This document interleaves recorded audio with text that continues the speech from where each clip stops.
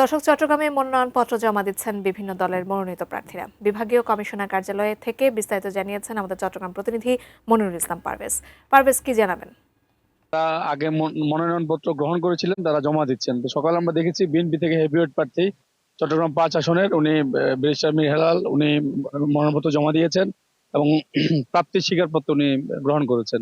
এছাড়া আমরা এখন যেখানে রয়েছে অর্থাৎ চট্টগ্রামে এখানে মোট 16টি আসন রয়েছে। এর মধ্যে বিভাগীয় কমিশনার কার্যালয়ে উনিও রিটার্নিং অফিসার এবং জেলা প্রশাসক উনিও রিটার্নিং অফিসার।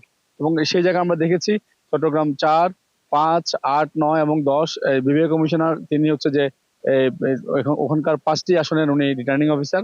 এছাড়া 11টি আসনের রিটার্নিং অফিসার হচ্ছে চট্টগ্রাম জেলা প্রশাসক। এবং এখানে আমরা খবর পেয়েছি অর্থাৎ সকালবেলা বিএনপির মনোনীত প্রার্থী যিনি উনি বিভাগীয় কমিশনার কার্যালয় থেকে ওনার মনোনয়নপত্রটি উনি জমা দিয়েছেন। আর কিছুক্ষণের মধ্যে জামাতের বাঁশখালীর যিনি জামাতের প্রার্থী শাহজাহান চৌধুরী উনি এখানে মনোনয়নপত্র জমা দিবেন বলে আমাদের কাছে একটি তথ্য ছিল আর কি। অর্থাৎ কিছুক্ষণ আগে উনি আসার কথা, এখন পর্যন্ত এসে পৌঁছাননি। তো এই পর্যন্ত যে মনোনয়নপত্র জমা দেওয়া হচ্ছে যে আগামীকালও সেটি চলবে। তবে চট্টগ্রামের বিএনপির যে অন্যান্য হেভিওয়েট প্রার্থী যারা রয়েছেন, যেমন আমির খসরু মাহমুদ চৌধুরী, গতকালকে ওনাকে পরিবর্তন করা হয়েছে। উনি চট্টগ্রাম 10-এ ছিলেন, তাকে চট্টগ্রাম 11 দায়িত্ব দেওয়া হয়েছে।